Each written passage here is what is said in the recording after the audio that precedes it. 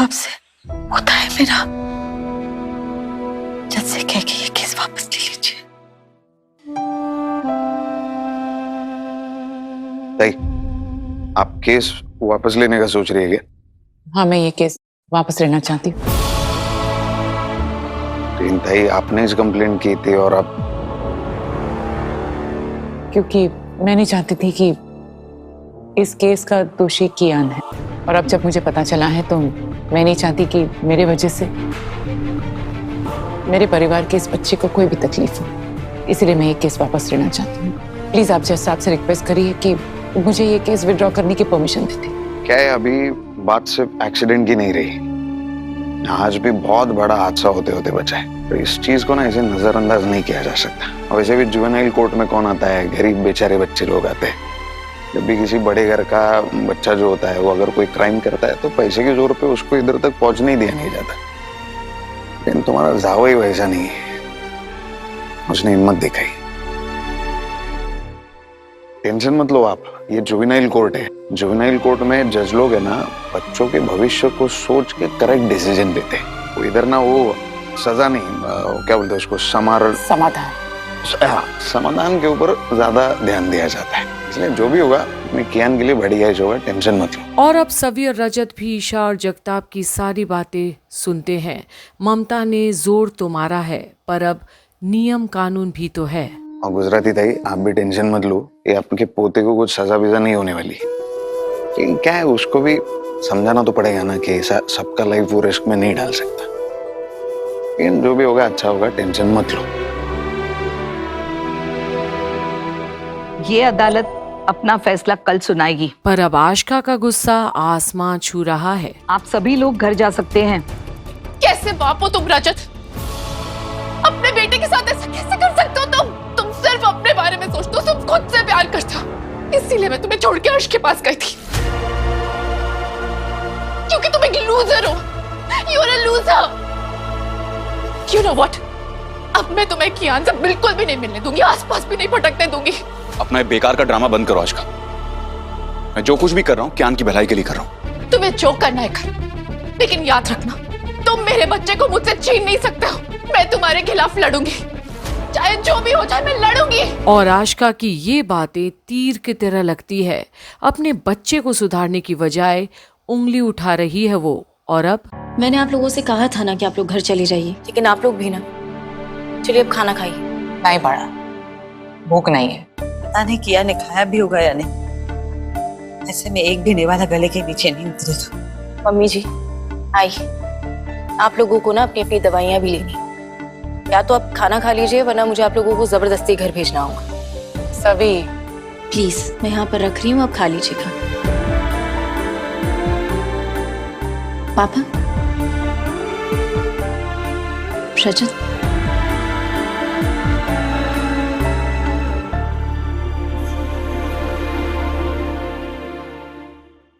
आशका,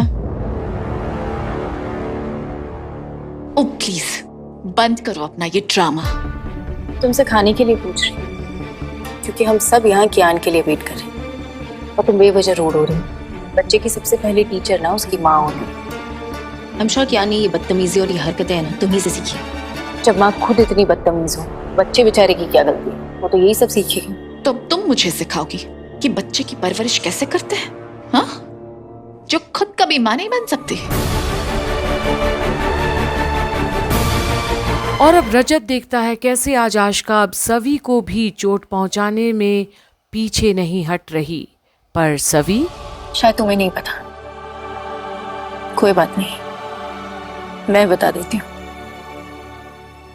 हूँ मैं एक माँ, सही है मेरी बच्ची। शायद दुनिया की सबसे अच्छी माँ नहीं हूँ, लेकिन एक माँ की क्या जिम्मेदारियां होती है बहुत अच्छे से जानती हूँ मैं। इसलिए कभी भी अपनी बच्ची की गलती नहीं छुपाऊंगी मैं। अगर उसने गलती की है ना, तो उसे उसकी गलती का एहसास कराऊंगी, समझाऊंगी, सिखाऊंगी, कभी प्यार से तो कभी सख्ती से। भरोसा है मुझे अपने संस्कारों पर, और उतना ही भरोसा मुझे किसी और पर भी है, और वो है रजत। रजत कभी भी अपने बच्चे को ना गलत राह पर चलना नहीं सिखाएंगे। आज जो उन्होंने किया वो सिर्फ और सिर्फ एक अच्छा पिता कर सकता है। और तुम आशिका, क्या कर रही हो तुम? अपने बच्चे को उसकी गलती की सजा नहीं दोगी, उसे एहसास नहीं करवाओगी? तुम्हें नजर ही नहीं आ रहा है कि तुम्हारी बच्चे की भलाई किसमें है? खैर, ये सारी बातें तुमसे करके कोई फायदा ही नहीं। तुम्हें खाना खाना है तो खाओ, नहीं खाना तो तुम्हारी मर्जी। और अब जहां आशिका के पास कुछ और नहीं बचा बोलने के लिए, वहीं सवी भी सुनाए बगैर थोड़ी रहती है एक अच्छी माँ की बातें। वहीं अर्श इंतजार में है आशिका की। ना कोई फोन ना कोई मैसेज, इतना लेट हो गया अभी तक आई भी नहीं। यार ये आशिका को हो क्या गया आजकल? इग्नोर कर रही है मुझे, बातें छुपाती है मुझसे। मतलब मैं सिर्फ इसका एटीएम बन के रह गया हूं जो बस इसके खर्चे उठाए लेकिन सवाल कुछ ना करे इससे। फोन करता हूं इसे। हाँ बोलो। ये क्या तरीका हुआ बात करने का? हाँ? और तुम हो कहाँ यार? कोर्ट में क्या हुआ? मैं अभी भी यही हूँ और प्लीज मुझे तुमसे कोई बात नहीं करनी, मुझे किसी से कोई बात करने का मन नहीं है। अरे यार बताओ तो मुझे, हुआ क्या है? क्या पता मैं तुम्हारी कोई मदद कर सकूं? अच्छा सुनो, मैं तुम्हें पिकअप करने आऊं? नो थैंक्स, आज मैं पूरी रात ऑब्जर्वेशन रूम में रुकने वाली हूँ। तुम प्लीज मुझे मेरे हाल पे छोड़ दो, मुझे तुमसे कोई बात नहीं करनी। कल सुबह कियान के साथ ही मिलूंगी। बाय। और अब आशिका की बातों से अर्श भी तंग आ गया है, कोई जवाब दे नहीं उसकी हमेशा की तरह। और अब अगले दिन कियान ठक्कर वर्सेस ईशा भोसले केस का फैसला मैं कर चुकी हूँ। कियान ठक्कर पे लगाए गए आरोप सही है। कियान ठक्कर को अंडर एज ड्राइविंग और हिट एंड रन केस, दोनों केसेस में दोषी पाया जा चुका है। आमतौर पे ऐसे केसेस में दोषी को 2 या 3 साल के लिए करेक्शन रूम में भेजा जाता है, लेकिन चाइल्ड एक्सपर्ट्स का कहना है कि कियान के इस बर्ताव की वजह उसके माँ बाप का अलग होना है और इसका असर उसके दिमाग पर गहरा हो चुका है और उसकी परवरिश एक ही पेरेंट की मौजूदगी में हो रही है। इन सभी बातों को मद्देनजर रखते हुए अदालत को लगता है कि कियान को सजा की नहीं, सबक की और सही गाइडेंस की जरूरत है।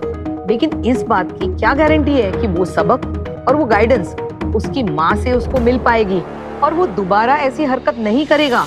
मैम मैं आपको गारंटी देता हूँ वो आगे से कभी कोई ऐसी हरकत नहीं करेगा।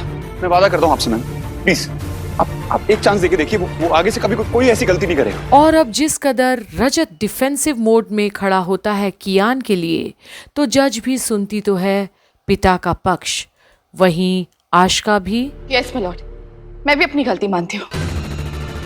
एक माँ होने के नाते मैंने कियान को वो सब देने की कोशिश की जो उसने मांगी। मैं नहीं चाहती थी कि उसे उसके पापा की कमी महसूस हो कभी। उसे माँ और बाप दोनों का प्यार देना चाहती थी। आशिका जी, बच्चों को सिर्फ प्यार ही नहीं, अच्छे संस्कार देना भी जरूरी होता है। आपको अंदाजा भी है यहाँ जो बच्चे आते हैं उनका क्या भविष्य होता है? कुछ नहीं, क्योंकि उनके पास कोई नहीं होता, ना अपना कहने को ना सही गलत बताने को।